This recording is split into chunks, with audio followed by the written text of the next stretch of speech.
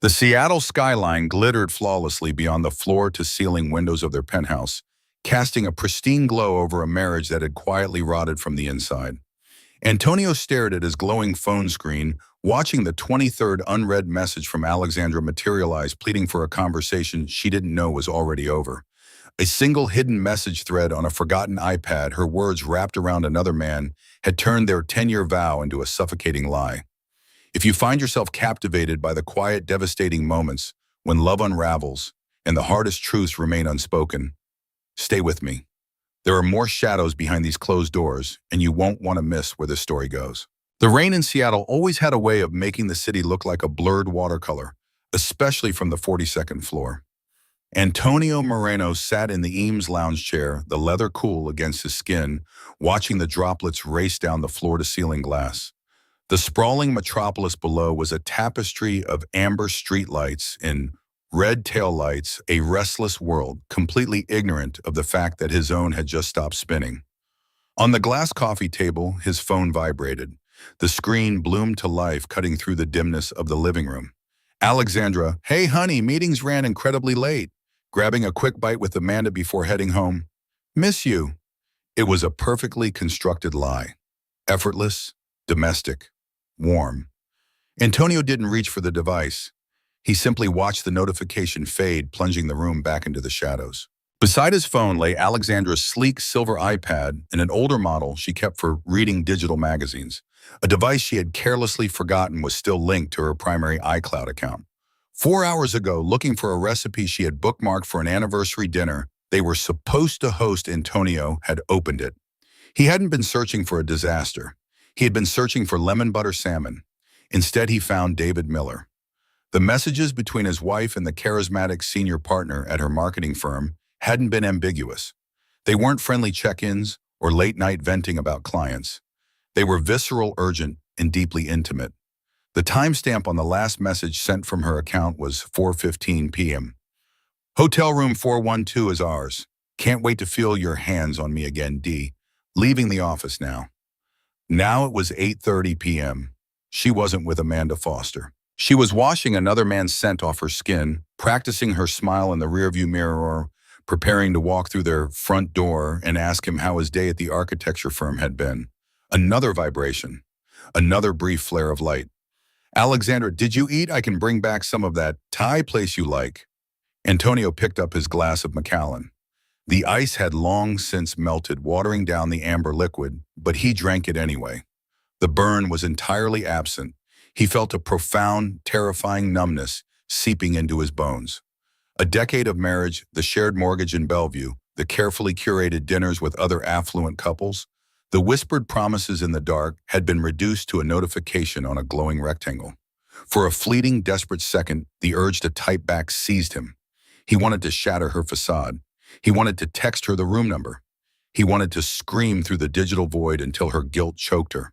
But Antonio slowly lowered his hand. Anger was a currency he refused to spend on her. If he screamed, she would cry. She would apologize.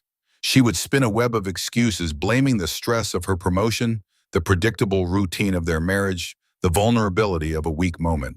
She would try to control the narrative, turning her absolute betrayal into a mutual failing to be worked through in expensive couples therapy. He wouldn't give her that satisfaction. His thumb hovered over the screen. He opened their first message thread. He saw the read receipt register beneath her lies. And then he locked the screen and set the phone face down on the cold glass. He wasn't going to yell. He wasn't going to fight. He was going to become a ghost in his own life. As the lock on the front door clicked and the heavy mahogany swung open, letting in the scent of rain and Alexandra's expensive Tom Ford perfume, Antonio remained perfectly still in the dark. The game had changed, and she didn't even know it had begun. The espresso machine hummed a low mechanical growl that usually brought a sense of morning comfort to the sleek stainless steel kitchen. Today, however, the sound only amplified the hollow quiet of the penthouse. Alexandra pulled the belt of her silk robe tighter around her waist, watching Antonio from the kitchen island. He was already dressed in his charcoal suit, his posture impeccably straight as he stared out at the gray Seattle morning. The rain had stopped leaving behind a sky the color of bruised iron. "You were asleep when I got in," she said, her voice light, attempting to weave the familiar domestic rhythm back into the air. Amanda and I ended up talking for hours. You know how she gets about her gallery. Antonio didn't turn around immediately. He took a slow sip of his espresso, the ceramic cup clicking softly against the saucer as he set it down on the marble counter. When he finally looked at her, his dark eyes were perfectly unreadable, a smooth glass surface reflecting nothing. I was tired, he said. His voice was level, devoid of the warmth she had grown so accustomed to over the last 10 years, yet not quite cold enough to demand an explanation. He picked up his leather briefcase from the stool. He didn't lean in to kiss her forehead. He didn't linger to ask about her schedule. He simply walked past her, the faint scent of his cedarwood cologne trailing behind him. "Have a good day at the firm," Alexandra called out, a sudden, inexplicable tightness gripping her throat. "You too." The door clicked shut behind him, sealing the silence inside. By noon, the unease had burrowed deep under Alexandra's skin, settling there like a parasite. Sitting in her glass-walled office overlooking downtown, she found it impossible to focus on the marketing brief in front of her. David had texted her twice already, brash, confident messages about the previous evening, but she had quickly swiped them away, her mind entirely consumed by her husband's phantom presence. She picked up her phone, her manicured thumb hovering over Antonio's name. He had read her text last night, but never replied. It wasn't entirely unheard of for him to get caught up in a design blueprint, but combined with the morning's chill, it felt deliberate, suffocating. She decided to test the waters, opting for something utterly mundane, something that required a husbandly response. "Alexandra, thinking of picking up that vintage Pinot from the wine shop on 4th for tonight? Or do you want to just order in?" She placed the phone face up on her desk, watching it as if it were a live grenade. 10 minutes passed. Then 20. She opened the thread. Read at 12:14 p.m. Her pulse quickened, a subtle drumbeat of panic echoing in her ears. He was ignoring her. Or worse, he was busy and she was simply projecting her own crushing guilt onto his silence. She stared at the screen, willing the 3 gray typing dots to appear. They never did. At 2:45 p.m., just as she was drafting a follow-up message wrapped in casual concern, her screen lit up with his reply. "Antonio. Working late? Handle dinner yourself." Alexandra let out a breath she hadn't realized she was holding, but the relief was entirely absent. There were no sweet sign-offs, no love you, no sorry, just a sterile logistical directive. It was the text of a stranger, a business associate confirming an altered itinerary. She locked her office door and walked over to the floor-to-ceiling window, looking out over the same city Antonio had been staring at that morning. A cold knot formed in her stomach. She had built a flawless double life, carefully compartmentalizing David's fiery passion and Antonio's steady devotion. But as she looked down at the harsh, unyielding concrete far below, Alexandra realized with terrifying clarity that the ground beneath her marriage was no longer solid, and she had no idea when the earthquake had begun. The rain had returned, a persistent drizzle that blurred the neon signs outside the upscale Capitol Hill Bistro. Inside, the air smelled of roasted espresso beans and expensive truffle oil. Alexandra sat in a velvet corner booth, her manicured nails picking nervously at the thick paper coaster beneath her sparkling water. Amanda Foster slid into the seat across from her, folding a wet Burberry trench coat with practiced elegance. Amanda, an art gallery director with an eye for detecting flaws in both paintings and people, took one look at Alexandra and frowned. "You look like you haven't slept in a week," Amanda observed, signaling the waiter for a glass of Chardonnay. "Or like someone who just realized her designer handbag is a convincing fake." "It's Antonio," Alexandra murmured, keeping her voice low, despite the ambient, sophisticated chatter of the restaurant. She unlocked her phone, checked her empty notification screen, and locked it again. "He's fading out." Amanda arched a perfectly shaped eyebrow. "Fading out. What does that mean? Did you two fight?"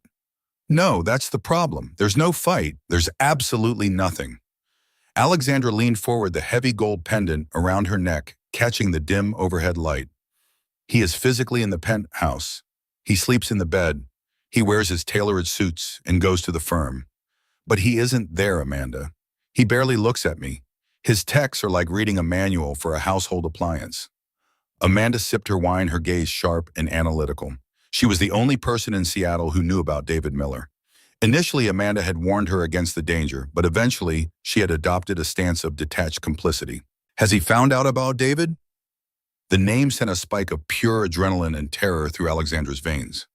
No, she whispered, fiercely gripping the edge of the table. He couldn't have. I am so careful.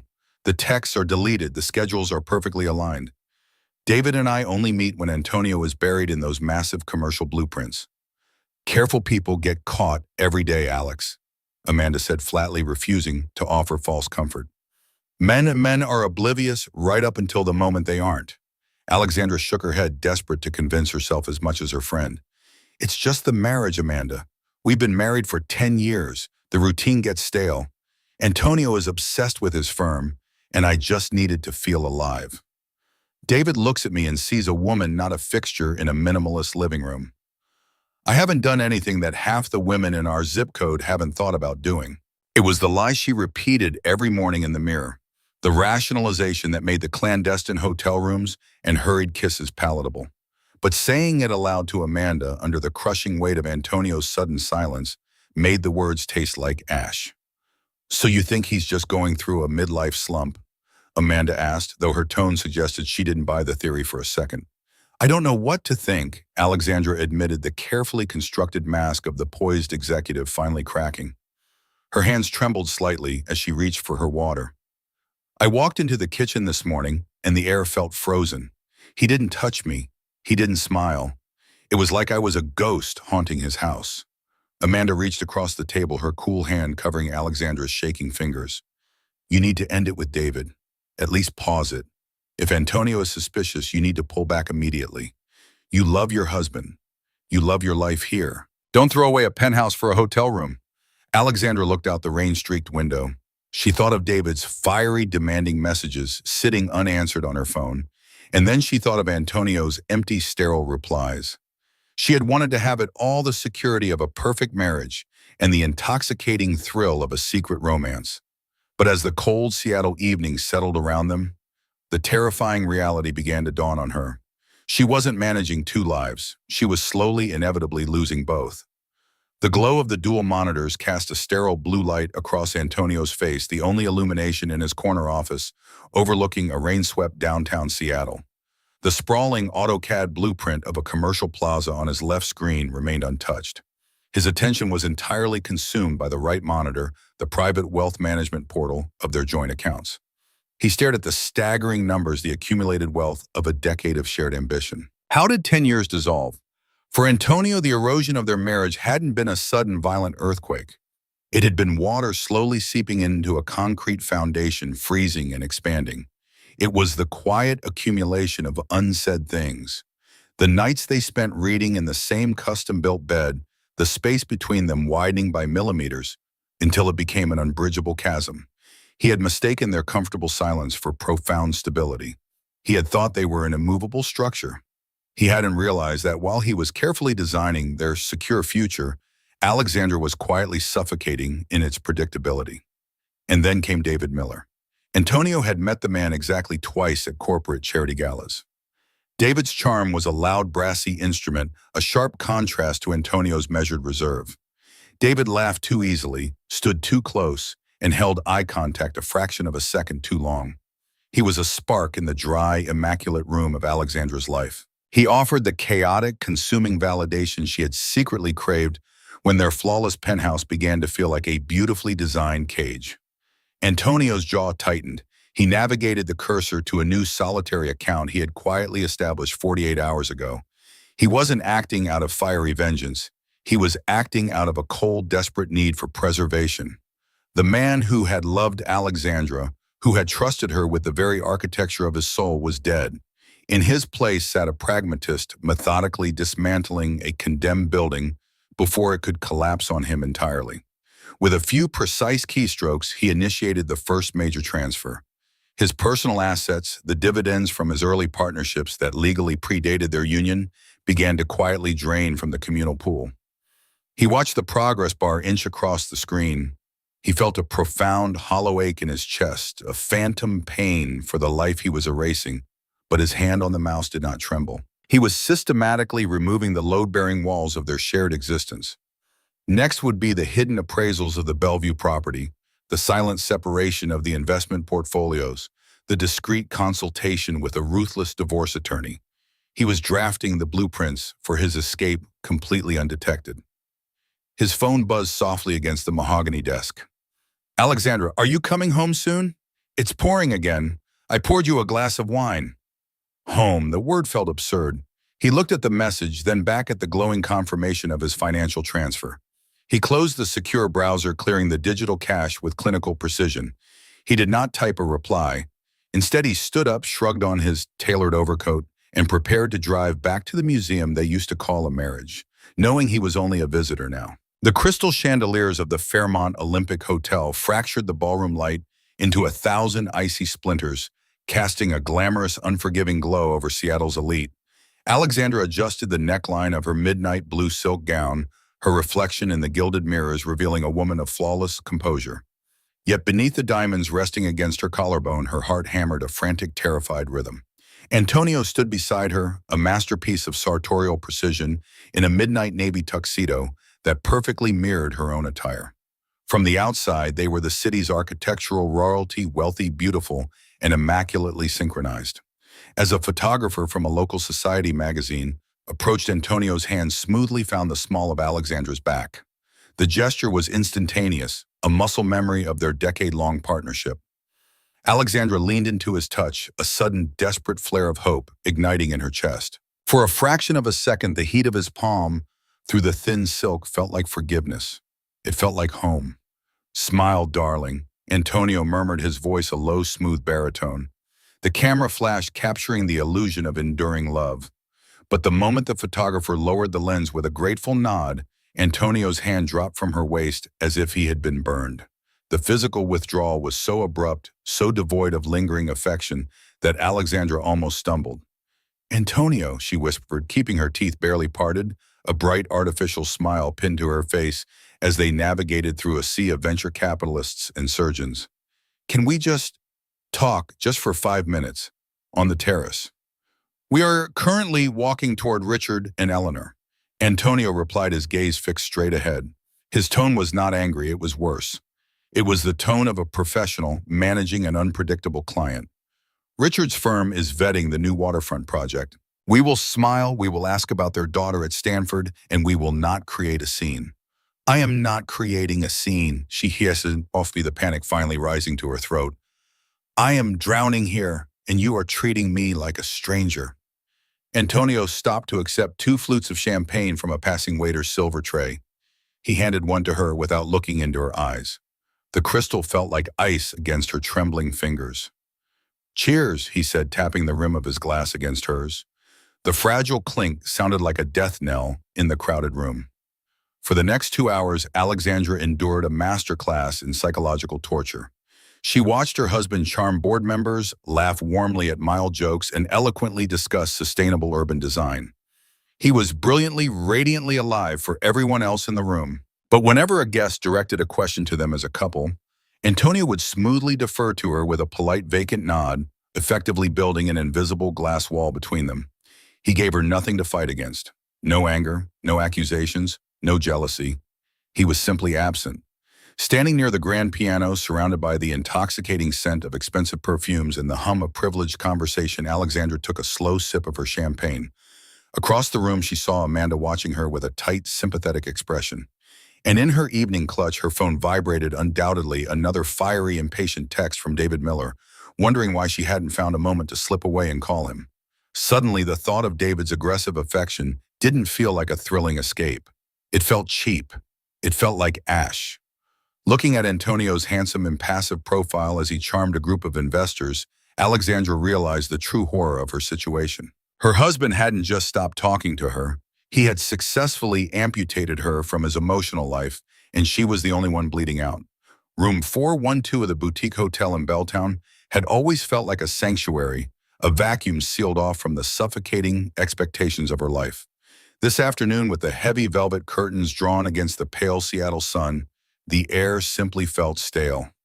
Alexandra sat on the edge of the unmade king-size bed, her silk blouse only half-buttoned, staring blankly at the dark screen of her phone. There were no missed calls, no texts asking when she would be home. Nothing. David walked out of the bathroom, running a towel through his damp hair. He tossed it onto an armchair and sat beside her.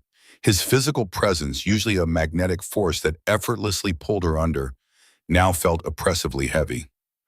"You're a million miles away," David murmured, trailing a hand down her bare spine. A month ago, that touch would have ignited a desperate consuming fire. Today, it made her skin crawl with a sudden visceral guilt. She shifted her weight, subtly breaking the contact. "I'm just tired. The marketing firm has been chaotic." David frowned, his charismatic features hardening into something less accommodating. He leaned in, his voice dropping to a low, insistent register. "We've been doing this for 6 months, Alex. The sneaking around the coded calendars. It was intoxicating at first, but I'm tired of borrowing you for 2 hours on a Thursday afternoon. When are you going to talk to him?" Alexandra's breath hitched. She looked at David, truly looking at him for the first time in weeks. The arrogant set of his jaw, the entitlement in his eyes. He thought this was a grand romance where he was the conquering hero, rescuing her from a sterile marriage. He had no idea he was merely an explosive device she had recklessly smuggled into her own home. "It's not that simple, David," she said, her voice tight. She pulled her blouse together, her trembling fingers struggling with the small pearl buttons. "I can't just walk into the living room and detonate my life. We have a decade of history. We have intertwined finances, social circles, a home. A home that feels like a mausoleum, you said it yourself." David countered, standing up, frustration bleeding into his tone. "He doesn't see you, Alex. I do. Leave him. Move in with me. Let the dust settle." She thought of Antonio standing perfectly still in his tailored tuxedo at the gala, effortlessly charming the room, while starving her of oxygen. He wasn't ignoring her out of ignorance. He was ignoring her with the precision of a surgeon severing an artery. If Antonio had yelled, if he had accused her, it would have validated David's narrative of the oppressive, unfeeling husband. It would have given her an excuse to run. But Antonio's absolute haunting withdrawal had flipped the script entirely. It made her realize the terrifying depth of what she stood to lose. She didn't want to leave. She wanted the man who was quietly erasing her from his life to look at her again. "I can't," she whispered, picking up her trench coat from the chair. "Can't what? Talk to him today." David reached out, grabbing her wrist, not hard enough to bruise, but firm enough to demand her full attention. "Or can't leave him at all." Alexandra looked down at his fingers wrapped around her wrist. The thrill of the illicit had completely evaporated, leaving behind nothing but a cheap reality and profound, nauseating regret. "I have to go," she said, pulling her arm free with a sharp, decisive motion. She didn't look back as she walked out of the room, leaving David standing in the dim light, his demands hanging unanswered in the heavy silence. As the elevator descended toward the bustling lobby, she finally admitted the devastating truth to herself. She had started the affair to feel in control of her own happiness, but now trapped between her lover's ultimatums and her husband's deadening silence, she realized she had no control left at all. The penthouse smelled of rosemary garlic in a 2012 Barolo, the exact vintage they had opened the night Antonio made partner at the firm. Alexandra had spent the last 3 hours meticulously staging the evening. The dimming smart lights cast a warm amber hue across the minimalist living room, softening the harsh angles of the modern furniture. She had traded her structured office wear for a simple ivory silk slip dress, the kind Antonio used to pull her into him by the waist just to feel the fabric against his palms. She was gambling everything on the memory of who they used to be. The heavy front door clicked open at 7:45 p.m. Antonio stepped into the foyer, shrugging off his damp overcoat with practiced efficiency. He didn't pause to take in the scent of the roasted lamb or the carefully set dining table with its flickering taper candles. He simply loosened his silk tie and walked toward the kitchen island, his eyes fixed on the stack of mail. "You're home," Alexandra said softly, stepping out of the shadows. Antonio glanced up, his expression entirely neutral. He noted the dress, the candles, the 2 poured glasses of dark red wine. He didn't smile. He didn't frown. He looked at the romantic tableau with the same detached calculation he might use to assess a flawed architectural blueprint. "I didn't realize we were hosting anyone," he said smoothly, picking up a water glass instead of the wine. "We aren't," she replied, her heart hammering a frantic rhythm against her ribs. She took a slow, deliberate step toward him. "It's just us. I wanted to do something nice. We've been passing like ships in the night lately, and I miss you, Antonio." She closed the distance between them. The scent of his cedarwood cologne mixed with the crisp, rainy air of the city enveloped her. It was so agonizingly familiar. Desperate to break the glass wall he had erected, Alexandra reached out. She placed her palm flat against his chest right over his heart and leaned in to press her lips to the line of his jaw. The reaction was instantaneous. Antonio didn't just step back, he physically recoiled. His shoulder jerked away from her touch with a sharp involuntary flinch, as if her skin had burned him.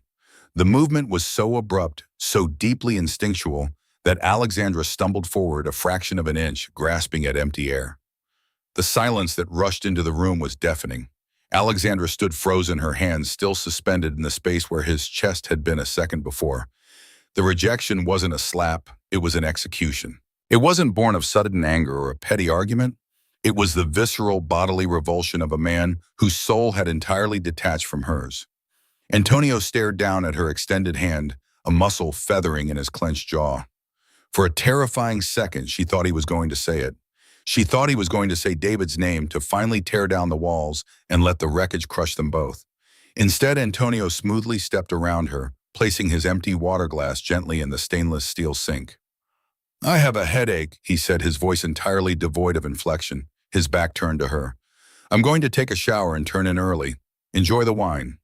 He walked out of the kitchen, his footsteps fading down the long hallway toward the master suite. Alexandra stood perfectly still in the dim amber light, the scent of rosemary and expensive wine suddenly making her nauseous. The cold realization finally settled into her bones, heavy and immovable. He wasn't just pulling away. He was already gone. The sleek glass-walled conference room of the marketing firm felt like an observation tank, and Alexandra was suffocating in plain sight.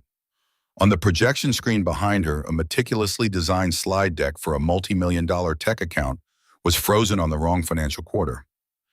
Alexandra, the voice of the senior executive at the end of the long mahogany table, snapped her back to reality. "Are these the Q3 projections, or did we miss a revision cycle?" She stared at the numbers, the digits blurring together into meaningless gray smudges. Her heart hammered against her ribs, echoing the phantom sensation of Antonio physically recoiling from her touch the night before. "I apologize," Alexandra managed to say, her voice lacking its usual commanding polish. Her hands resting flat on the table trembled slightly. "There seems to be an error in the file upload. Let me pull the correct figures." From the corner of her eye, she saw David Miller sitting 2 chairs away. He was watching her, his brow furrowed in a mixture of concern and irritation. She had ignored his calls all morning, and now the tension between them was radiating across the room, thick and toxic. By the time the disastrous meeting ended, Alexandra felt completely hollowed out. She bypassed her office, taking the private elevator straight down to the ground floor espresso bar, desperate for an anchor. Amanda was already there, waiting at a small marble table with 2 black coffees, her designer coat draped impeccably over the chair. "You look like you're going to faint," Amanda noted as Alexandra collapsed into the seat across from her. "I ran into your assistant in the lobby. She said you bombed the Zenith pitch. You never bomb pitches." "I can't think," Alexandra whispered, wrapping her cold hands around the paper cup. "I can't sleep. Every time I walk into my own home, the silence is so heavy, it feels like a physical weight on my chest." "I tried to touch him last night, Amanda. He flinched. He actually flinched, as if I were diseased." Amanda stopped stirring her coffee.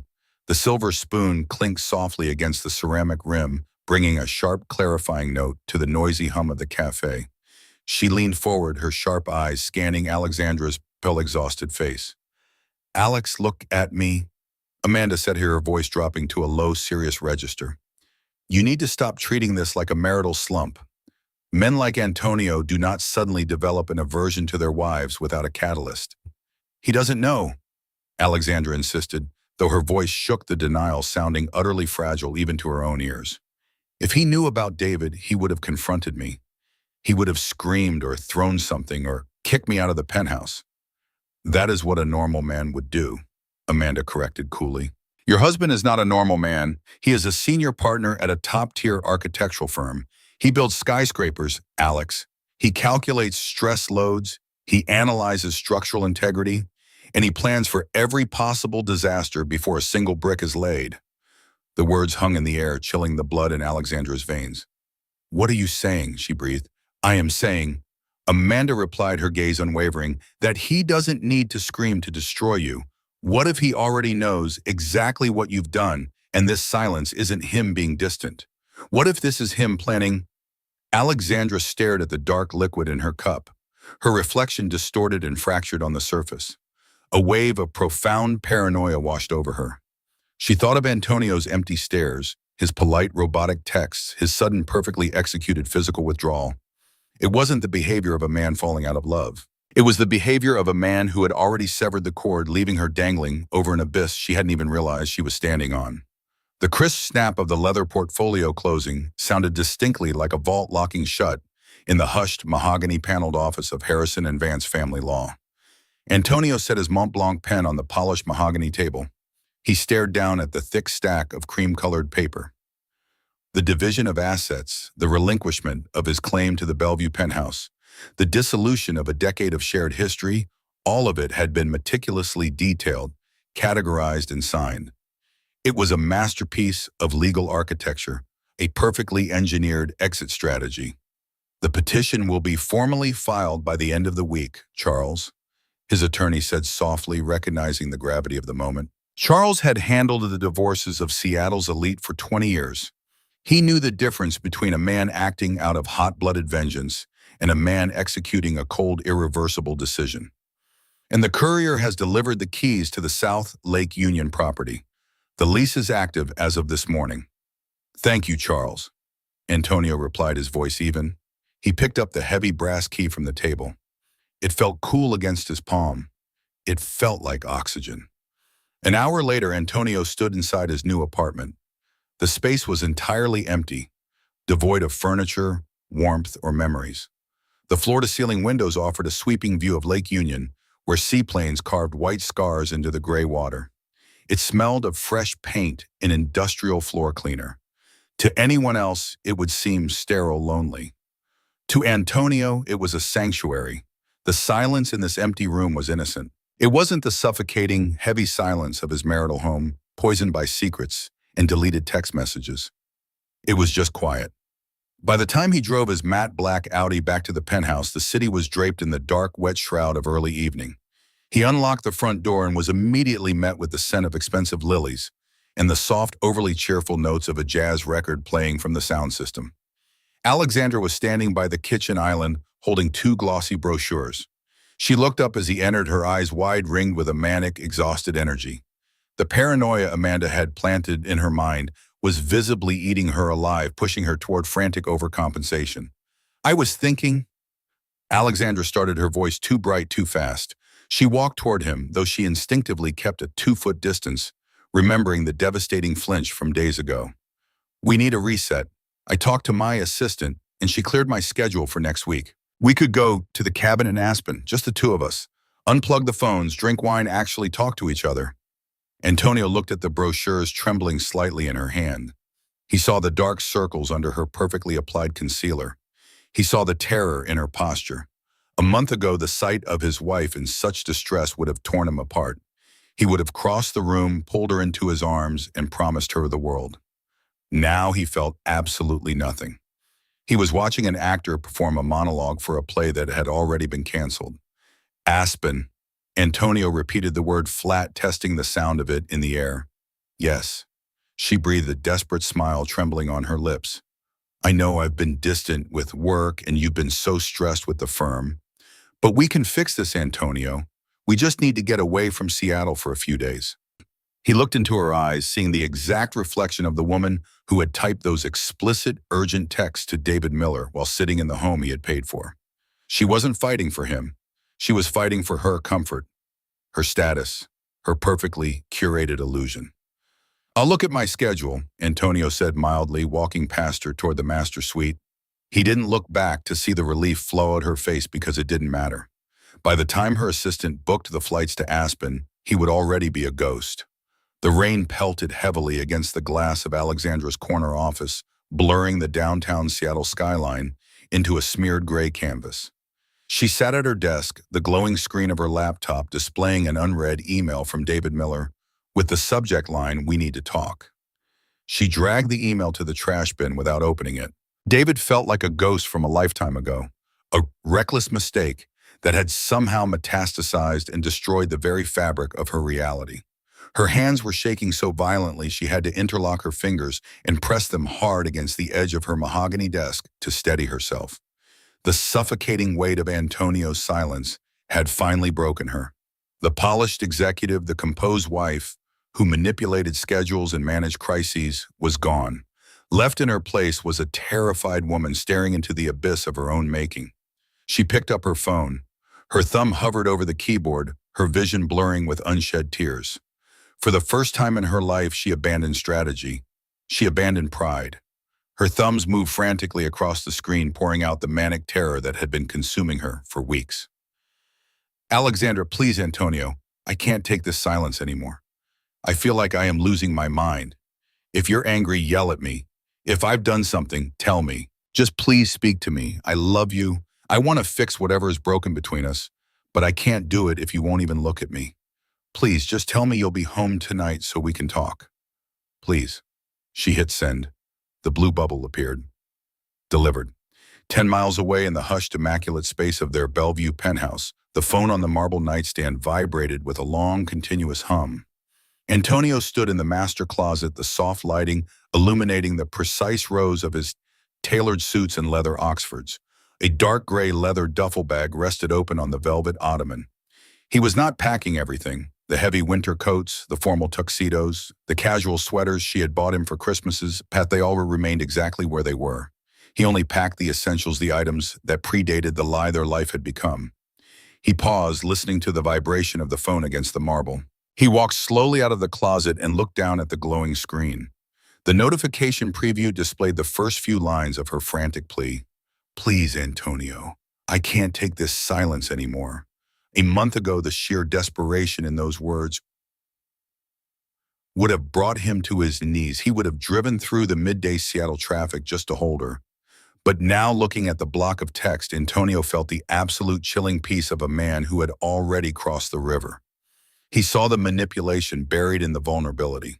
She was begging him to relieve her guilt, asking him to hand her the pieces of a puzzle she had been secretly hiding in her own pocket. He did not unlock the phone. He did not read the rest of the message. He simply let the screen time out, plunging the room back into the quiet gray shadows of the afternoon. Returning to the closet, Antonio placed his shaving kit into the duffel bag and pulled the heavy brass zipper shut. The sound was stark and final. He picked up his watch from the dresser, the silver chronograph he had bought for himself after his first major architectural award, and strapped it to his wrist. He didn't leave a note. There was nothing left to explain that the empty spaces in the closet wouldn't communicate more clearly. As he picked up his bag and walked down the long hallway toward the front door, the penthouse felt entirely different. It was no longer a home nor a trap. It was just an expensive, empty structure waiting for the storm to hit. The private elevator doors parted with a soft metallic chime, spilling Alexandra into the foyer of the penthouse. She had driven home through the blinding Seattle rain like a woman running from a fire, her pulse hammering wildly against her throat.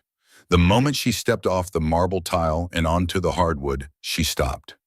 The air in the apartment felt wrong. It was thin, echoing, and entirely devoid of the subtle foundational warmth that had lived there for 10 years. Then she saw it. Resting neatly beside the mahogany console table was Antonio's dark leather duffel bag. A sharp physical pain seized her chest, making it impossible to draw a full breath. She dropped her keys. The metal clattered violently against the floor, the sound ringing through the silence.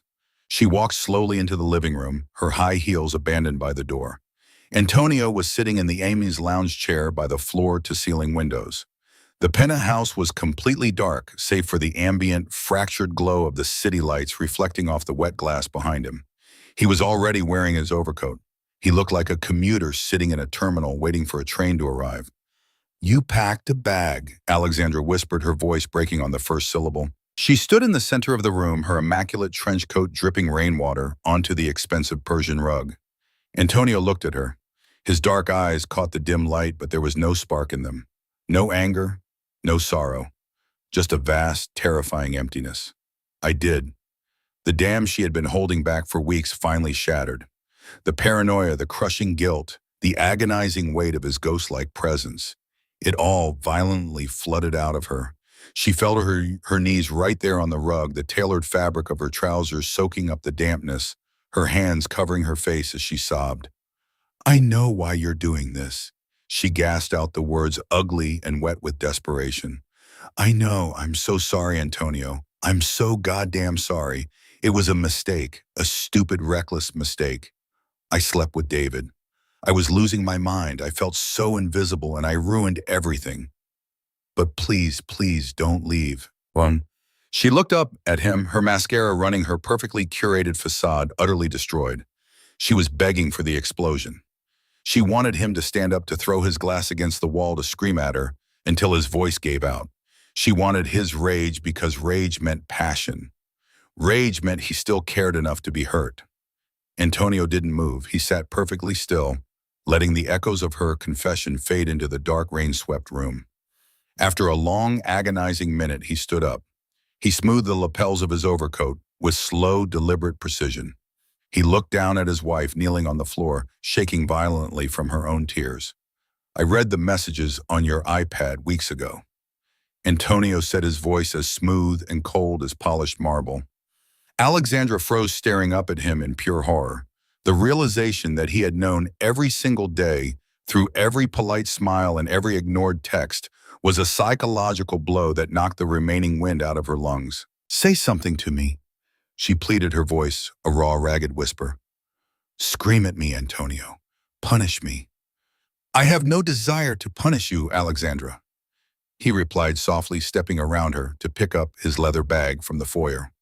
To scream at you, I would have to care that you slept with him. To punish you, I would have to still be in love with you. He paused at the door, his hand resting on the heavy brass handle. He didn't look back. The signed divorce petition is on the kitchen island. Please have Charles contact my attorney by Monday. I wish you the best. The heavy door clicked shut.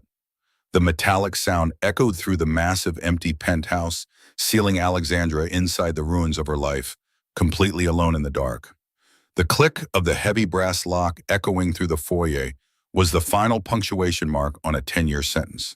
Alexandra remained kneeling on the Persian rug, the dampness of her trench coat seeping into her skin. For a long time, the only sound in the sprawling 42nd floor penthouse was her own ragged breathing. She had spent weeks terrified of the impending explosion, bracing for the moment Antonio would finally shatter the glass and tear their lives apart. She hadn't realized that true destruction didn't come with fire and shouting. True destruction was the absolute freezing absence of care. Slowly, her muscles trembling with the aftershocks of adrenaline, she pushed herself off the floor. The apartment, once a pristine sanctuary of modern architecture and carefully curated art, now felt like a beautifully designed tomb. She walked blindly toward the kitchen. The ambient lighting cast long skeletal shadows across the floor. There, resting perfectly centered on the dark marble island, was the manila envelope. Alexandra reached out her manicured fingers, brushing against the thick, cream-colored paper of the divorce petition. Antonio's signature was already inscribed on the final page, neat, precise, and entirely unhesitating. Beside the document lay his polished silver house key, abandoned like a useless artifact from a forgotten era. Inside her coat pocket, her phone vibrated. She pulled it out, her screen illuminating the dim kitchen. David, I know you're avoiding me. We need to talk about us, Alex. Let me come over. She stared at the words. The charismatic, demanding voice that had once felt like an intoxicating escape now made her stomach violently turn. There was no us. There never had been.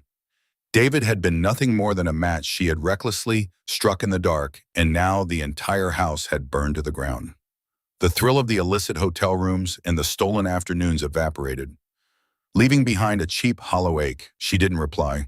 She simply let the phone slip from her fingers, the device clattering onto the marble next to the divorce papers. 40 floor below, Antonio Moreno pushed through the heavy glass doors of the lobby and stepped out into the Seattle night. The rain had softened to a cold, persistent mist, slicking the dark asphalt and reflecting the bleeding neon lights of the city. He didn't immediately walk toward the parking garage. Instead, he stood on the pavement, his tailored overcoat absorbing the chill, the leather duffel bag heavy in his grip. He looked up at the towering high-rise, his eyes tracing the familiar grid of glass and steel, until he found the dark windows of his former penthouse. The grief was there, sitting heavy and dense in his chest. It was the morning of a decade of shared history, of inside jokes, of quiet mornings brewing espresso, of a future he had meticulously designed and believed in. But beneath the suffocating layer of loss, a new sensation was beginning to quietly take root. It was the clean, sharp air of reality. He was no longer navigating a maze of deleted texts and false smiles. He was no longer sharing his life with a ghost. The wound was deep, and it would bleed for a long time, but it was finally a clean cut. Antonio adjusted his grip on the leather handle. He turned his back on the building, the dim streetlights casting his long shadow on the wet pavement. He began to walk down the avenue, his steady, measured footsteps fading into the ambient hum of the metropolis, stepping out of the beautifully constructed lie and into the quiet, absolute truth of his own life.